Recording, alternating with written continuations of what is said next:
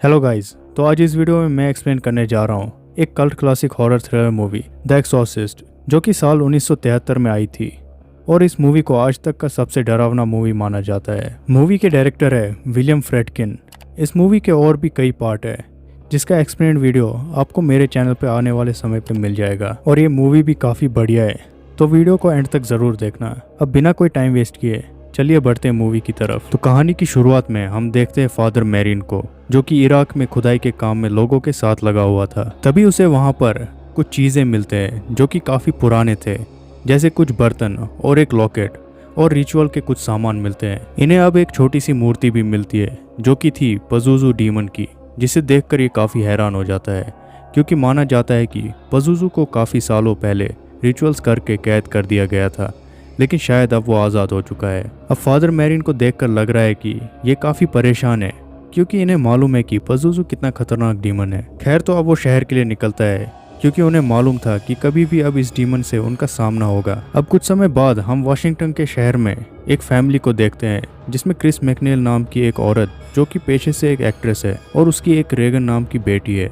Reagan का बाप अब किसी कारण से इनके साथ नहीं रहता है। अब रात के समय क्रिस को एटिक के ऊपर से चूहों के दौड़ने की आवाज आ रही थी, तो अगली सुबह को ये अपने एक नौकर को बोलती है कि ऊपर एटिक में चूहे हैं, उनके लिए पिंजरे ले आना। और फिर ये चली जाती है अपने काम पे जहाँ पर शूटिंग चल रही थी, और सेट पे होता है बर्क नाम का एक आदमी जो कि डायरेक्टर है और वो क्रिस का काफी करीबी दोस्त भी है। खैर, तो हम भीड़ में एक प्रीस्ट को देखते हैं जो कि क्रिस की एक्टिंग देख रहा था, और फिर वो वहाँ से चला जाता है। और शाम को क्रिस भी अपने घर के लिए निकलती है जो कि सेट से ज़्यादा दूर नहीं था, और वो पास ही के एक चर्च के बाहर उसी डैमिन नाम के प्रीस्ट को नोटिस करती है जो कि अपने दोस्त से बात कर रहा था। अब ये घर पहुंचती है जहां रेगन के साथ क्रिस की असिस्टेंट शेरन थी, और अब रेगन क्रिस को अपने दिन के बारे में बोलती है कि कैसे वो और शेरन घर के पीछे पिकनिक मना रहे थे। दूसरी तरफ हम देखते हैं डेमिन को, जो कि अपनी माँ के घर जाता है जहाँ सिर्फ उसकी माँ रहती है, और अब वो काफ़ी बूढ़ी भी हो चुकी है और उनके पैर में चोट भी लगी होती है।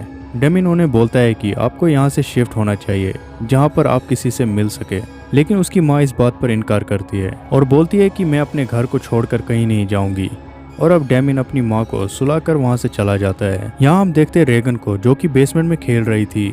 तभी वहाँ क्रिस आती है और उसे वहाँ पर ओइजा बोर्ड मिलता है। रेगन से पूछने पर वो बोलती है कि ये अलमारी में मिला था और वो इसे खेलती भी है। अब क्रिस बोलती है कि चलो हम दोनों खेलते हैं, जिस पर रेगन बोलती है कि कैप्टन हाउडी नहीं चाहते हैं कि आप भी खेलें, जिस बात को क्रिस गौर नहीं करती है, और फिर ये रेगन को सुलाने ले जाती है। वैसे अगले संडे को रेगन का बर्थडे भी है। रेगन बोलती है कि बर्क को भी पार्टी में इन्वाइट करना, जिस पर क्रिस बोलती है पर क्यों, तो ये बोलती है क्योंकि आप उसे पसंद करते हो। अब क्रिस इस बात को इनकार करती है और बोलती है कि बर्क और मैं सिर्फ अच्छे दोस्त हैं। अब रेगन सो जाती है। दूसरी तरफ हम देखते हैं डेमिन को, जो कि अपने सीनियर को बोल रहा था कि वो ये नौकरी छोड़ना चाहता है। वो बोलता है कि मेरी माँ काफ़ी बीमार है और अगर मैं न्यूयॉर्क में रहूँगा तो माँ के करीब हो जाऊँगा, जिस पर ये बोलता है कि मैं तुम्हारे ट्रांसफ़र की बात कर लूँगा। डेमिन बोलता है कि मैं अब ये जॉब ही छोड़ना चाहता हूँ क्योंकि शायद मैं इस काबिल नहीं हूँ। दरअसल डेमिन एक साइकेट्रिस्ट भी है, इसीलिए वो कंफ्यूज हो गया है कि वो करे तो करे क्या। अब अगली रात को क्रिस देखती है कि रेगन उसके बेड पे सो रही है। पूछने पर रेगन बोलती है कि उसका बेड बहुत हिल रहा है, इसलिए वो इधर सोने के लिए आ गई। अब क्रिस शम्मा लेकर एटिक के ऊपर जाती है क्योंकि उसे लग रहा था कि शायद ऊपर चूहे हैं, लेकिन ये जाकर देखती है कि उधर तो कुछ भी नहीं है, तो ये वापस सोने के लिए चली आती है। अब सुबह को हम देखते हैं कि उधर के चर्च में एक आदमी देखता है कि मदर मैरी के स्टैचू से खून बह रहा था, जो कि काफ़ी अजीब है। यहाँ रेगन को हम हॉस्पिटल में देखते हैं क्योंकि उसकी तबीयत ज़रा ख़राब हो गई थी। डॉक्टर्स उसका चेकअप करते हैं, लेकिन रेगन बड़ी ही अजीब हरकत कर रही थी, जैसे वो डॉक्टर्स का बात ना मानना, उन्हें गालियाँ देना और अपने आप से ही बात करने लग जाना। और हम देखते हैं कि रेगन को विजन्स आ रहे थे, और ये कोई और विजन्स नहीं, पजुजू डीमन के विजन्स थे। खैर, तो अब डॉक्टर क्रिस को बोलता है कि ये सिम्टम्स है डिप्रेशन के, क्योंकि हाल ही में रेगन का पिता भी उससे अलग हो चुका है, इसीलिए वो काफी गुस्से में रहती है। अब डॉक्टर रेगन के लिए कुछ दवाइयाँ लिखता है और बोलता है कि अगर इससे फर्क नहीं हुआ तो उसे फिर से यहाँ ले आना। इधर हम डेमिन को देखते हैं, जो कि अपनी माँ से मिलने के लिए हॉस्पिटल जाता है क्योंकि वो घर में चिल्ला रही थी, तो उसके भाई ने उन्हें यहाँ ले आए हैं। ये माँ से मिलता है तो उसकी माँ इससे नाराज होती है और वो बोलती है कि मुझे यहाँ क्यों लाया, मैं अपने घर रहना चाहती हूँ। अभी अपने मामा से बोलता है कि माँ को किसी प्राइवेट हॉस्पिटल में शिफ्ट करना चाहिए, जिस पर वो बोलता है कि उतने पैसे है कहाँ। इधर अब संडे नाइट को रेगन का बर्थडे सभी एंजॉय कर रहे थे, लेकिन रेगन ऊपर सो रही थी, वो बीमार थी। पार्टी में क्रिस एक आदमी से पूछती है कि हमारे चर्च के बाहर मैं अक्सर एक आदमी को देखती हूँ, वो कौन है?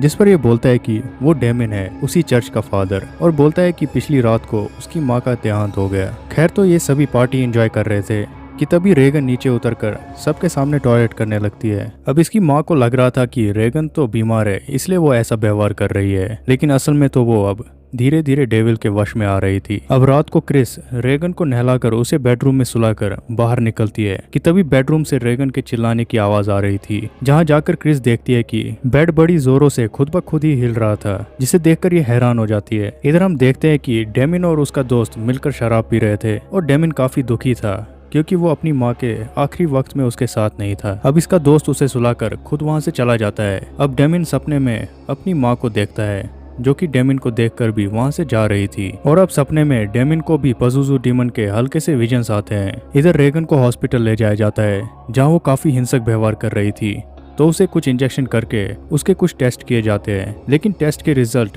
नॉर्मल आते हैं। अब डॉक्टर क्रिस को बोलते हैं कि रेगन को ऐसी बीमारी है जिसमें उसे हेलुसिनेशंस आते हैं। अब फिर से उसे कुछ दवाइयां देकर घर भेज दिया जाता है। इधर डॉक्टर रेगन के ब्रेन के एक्सरे को देखता है, जो कि बिल्कुल नॉर्मल था। तभी उन्हें क्रिस का कॉल आता है, जिसमें वो बोल रही थी कि ये इमरजेंसी है। डॉक्टर जब उसके घर में जाकर रेगन को देखते हैं तो वो हैरान हो जाते हैं, क्योंकि रेगन अपने आप को मार रही थी और उसके आवाज भी बदल गए थे। अब किसी तरह ये लोग रेगन को इंजेक्शन देकर शांत करते हैं। अब क्रिस इनसे पूछती है कि आखिर ये क्या हो रहा है, तो एक डॉक्टर बोलता है कि शायद आपकी बेटी को स्प्लिट पर्सनैलिटी डिसऑर्डर है, मतलब कि उसने अपने दिमाग में कुछ कैरेक्टर्स बना रखे हैं, इसीलिए उसका आवाज भी बदल गया है। और ये बोलता है कि हमें फिर से उसके कुछ टेस्ट करने चाहिए। अब अगले दिन ये लोग फिर से टेस्ट करते हैं, लेकिन दोबारा टेस्ट नॉर्मल निकलता है। अब डॉक्टर क्रिस को बोलता है कि शायद हमें साइकियाट्रिस्ट की तलाश करनी चाहिए। शाम को क्रिस जब अपने घर पहुंचती है तो पाती है कि घर में रेगन के अलावा कोई नहीं है और रेगन के कमरे की खिड़की भी खुली है। अब कुछ देर बाद शेरन आती है, तो क्रिस बोलती है कि तुम कहाँ गई थी?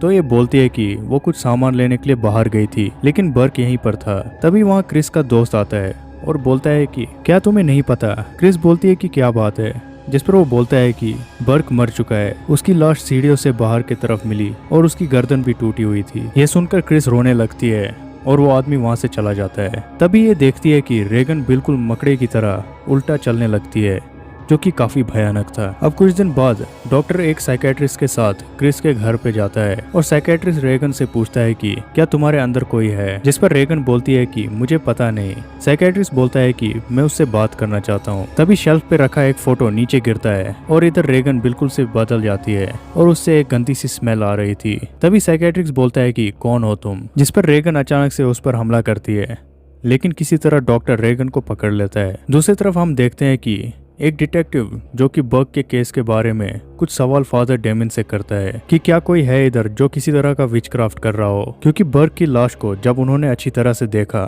तो पाया गया कि उसका सर बिल्कुल घुमा हुआ था। और अक्सर ये तभी होता है जब किसी तरह के विचक्राफ्ट में किसी की बलि दी जाए, और ऐसा लग रहा है कि सीढ़ियों से गिरने से पहले ही वो मर चुका था। लेकिन डेमिन बोलते हैं कि उन्हें इस बारे में कुछ मालूम नहीं है, और फिर डिटेक्टिव डेमिन को साथ में एक मूवी देखने का ऑफर करता है, जिसे डेमिन इनकार कर देता है। इधर हम देखते हैं कि रेगन हॉस्पिटल में होती है और सभी डॉक्टर्स क्रिस को ये बोल रहे थे कि हमसे जो हो सकता था वो हमने कर लिया, लेकिन रेगन बिल्कुल ठीक नहीं हो रही है। अब डॉक्टर क्रिस को ये सुझाव देते हैं कि आपको एक बार प्रीस्ट को बुलाकर एक्सोर्सिज्म करना चाहिए, क्योंकि रेगन का ये विश्वास है कि आत्मा उसके अंदर है, तो हो सकता है कि एक्सोर्सिज्म के बाद रेगन का बिलीफ खत्म हो जाए और वो बिल्कुल ठीक हो जाए। अब रेगन को हॉस्पिटल से घर ले आते हैं और क्रिस को उसके बेड पे एक होली क्रॉस मिलता है और ये सभी से पूछती है कि ये किसने उधर रखा था, जिस पर सभी मना करते हैं। इधर डिटेक्टिव को सीढ़ी के पास एक मिट्टी का खिलौना मिलता है जहाँ पर बर्क की लाश मिली थी, और वो सीढ़ी से ऊपर चढ़ने लगता है और पहुंचता है बिल्कुल सीढ़ी के अपोजिट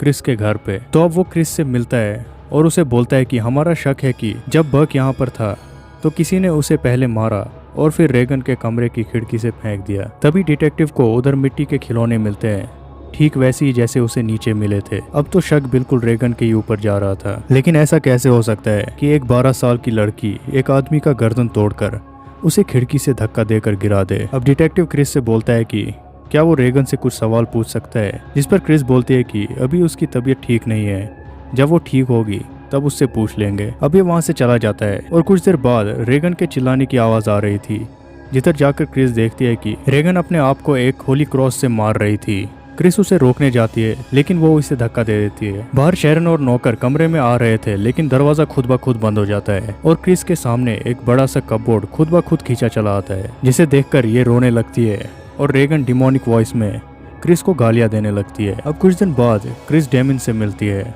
और बोलती है कि क्या हो अगर कोई आदमी भूत के वश में हो, क्या उस भूत को निकालने के लिए एक्सोर्सिज्म करना पड़ेगा। जिस पर डेमिन बोलता है कि वैसे आजकल ऐसा कुछ नहीं होता है क्योंकि सभी सवालों के जवाब अब साइंस के पास है। जिस पर ये बोलती है कि मेरी बेटी किसी बुरी आत्मा के वश में है, क्या आप उसका एक्सोर्सिज्म कर सकते हो। तो ये बोलता है कि एक्सोर्सिज्म करने से पहले हमें चर्च से अप्रूवल लाना होगा, जिस पे काफी टाइम भी लग सकता है। अब डेमिन क्रिस के घर रेगन को देखने के लिए जाता है। ये जब रेगन से मिलता है तो पाता है कि अब वो पूरी तरह से पोजेस हो चुकी है और वो बोलती है कि तुम्हारी माँ भी हमारे साथ है। जिस पर डेमिन बोलता है कि अगर वो तुम्हारे साथ है तो उसका मिडिल नाम बताओ। जिस पर रेगन डेमिन के ऊपर उल्टी फेंक देती है। अभी क्रिस को बोलता है कि चर्च से अप्रूवल लाने से पहले हमारे पास कुछ सबूत होने चाहिए कि वो सच में पोजेस है, जैसे उसका कोई ऐसा भाषा बोलना जो कि रेगन को आज तक पता ही ना हो। अब डेमिन वहां से जाने से पहले क्रिस को पूछता है कि क्या रेगन को मालूम था कि मेरी माँ मर चुकी है। जिस पर क्रिस बोलती है कि उसे इस बारे में कुछ नहीं पता है। अब डेमिन वहां से चला जाता है और हम देखते हैं कि घर के बाहर वही डिटेक्टिव नजर रख रहा है। खैर अब दूसरे दिन डेमिन फिर से रेगन से मिलने जाता है, लेकिन इस बार वो वॉइस रिकॉर्डिंग डिवाइस अपने साथ ले आता है और फिर ये रेगन से लैटिन में बात करने को बोलता है और फिर ये इससे लैटिन में बात करने लगती है और रेगन पर होली वाटर फेंकने पर वो कुछ अजीब ही तरीके से चिल्ला रही थी और ये सब कुछ रिकॉर्ड हो रहा था। अब डेमिन नीचे जाकर क्रिस को बोलता है कि जब मैंने उस पर इस पानी को होली वाटर कहकर फेंका तो वो बड़ी हिंसक हो गई थी, जबकि ये पानी तो नल का पानी है। जिस पर क्रिस बोलती है कि उसने बर्ग को भी मार दिया। ये सुनकर डेमिन हैरान हो जाता है और फिर वहां से निकलकर टेप को सुनने लगता है, पर उसे कुछ समझ नहीं आ रहा था। लेकिन एक आदमी बोलता है कि ये इंग्लिश लैंग्वेज में है, लेकिन उल्टा। जब उस टेप रिकॉर्डर को रिवर्स में प्ले किया तो उसमें डीमन चिल्ला रहा था और बोल रहा था कि प्रीस्ट से डरो। डेमिन अपने घर में जाकर फिर से रिकॉर्डिंग को सुन रहा था कि तभी उसे क्रिस के घर से शेरन का कॉल आता है, जहां जाकर ये देखता है कि रेगन के बॉडी में खुद ब खुद लिखा आ रहा था हेल्प मी, जिसे देखकर अब डेमिन को पूरी तरह से यकीन हो गया था कि रेगन पोजेस हो चुकी है, क्योंकि एक तो रिवर्स में इंग्लिश बोलना और ऊपर से बॉडी में हेल्प मी लिखा हुआ आ जाना, ये सब एक पोजेस इंसान के लक्षण है। खैर तो अब अगले ही दिन डेमिन चर्च में जाकर इन सबूतों के बलबूते पर उनसे एक्सोर्सिज्म की अप्रूवल मांगता है और वो इसे अप्रूवल दे देते हैं और बोलते हैं कि हम एक और प्रीस्ट को तुम्हारे साथ भेजेंगे जिन्हें एक्सोर्सिज्म की एक्सपीरियंस है। अब डेमिन वहां से चला जाता है और चर्च वाले फादर मैरिन को इस काम के लिए बोलते हैं और ये वही फादर है जिन्हें मूवी की शुरुआत में इराक में पजुजू डीमन की मूर्ति मिली थी। खैर तो अगली रात को डेमिन क्रिस के घर में ही होते हैं, तभी वहाँ फादर मैरिन भी आते हैं, जिसके आने पर ऊपर रेगन चिल्लाने लगती है और फिर ये दोनों ऊपर जाकर एक्सोर्सिज्म शुरू करते हैं, जिसमें वो काफी हिंसक हो जाती है, जैसे गालियां देना, फादर के मुंह में थूकना और पूरे कमरे में हवाएं चलना। और एक बार तो पूरा बेड हवा में फ्लोट कर रहा था, पर बेड नीचे उतरता है क्योंकि फादर मंत्र पढ़ते जा रहे थे और अचानक से फादर को वहां पर पजुजू डीमन की झलक दिखाई देती है। अब अचानक से रेगन के हाथों में बांधा हुआ रस्सी खुद ही टूट जाता है और वो हवा में फ्लोट करने लगती है। अब किसी तरह उसे नीचे उतारते हैं और उसका हाथ बांध देते हैं। दोनों फादर काफी थक गए थे तो वो कमरे से बाहर जाते हैं। फादर मैरिन वॉशरूम में जाकर अपनी दवाई खाता है। यहाँ ये रेगन के पास जाकर देखता है कि उसकी हार्ट बीट काफी तेज हो गई है और रेगन अब डेमिन की माँ के आवाज में बात कर रही थी, जिससे परेशान होकर वो नीचे चला जाता है। यहाँ फादर मैरिन रेगन के साथ बैठा होता है। नीचे डेमिन के पास क्रिस आकर बोलती है कि क्या रेगन मरने वाली है, जिस पर डेमिन ना कह के ऊपर जाता है और देखता है कि फादर मैरिन वहाँ पर मर चुके हैं। नीचे डिटेक्टिव भी आ गया था और इधर रेगन डेमिन के सामने हंस रही थी। परेशान होकर डेमिन रेगन को पीटने लगता है और बोलता है कि मेरे अंदर आ जाओ, मुझे अपने साथ ले जाओ। ये बोलते ही हम देखते हैं कि डेमिन के आंखों के रंग बदल जाते हैं और फिर वो खिड़की पर अपने माँ की झलक देखता है और फिर अचानक से वो खिड़की से कूदकर खुद की जान ले लेता है। तभी ऊपर डिटेक्टिव और क्रिस आकर देखते हैं कि रेगन बिल्कुल ठीक है, लेकिन दोनों फादर ने अपनी जान गंवा दी। खैर तो अब कुछ दिन बाद क्रिस अब वहाँ से शिफ्ट कर रही है किसी नए शहर में और डेमिन का लॉकेट उसके पास होता है।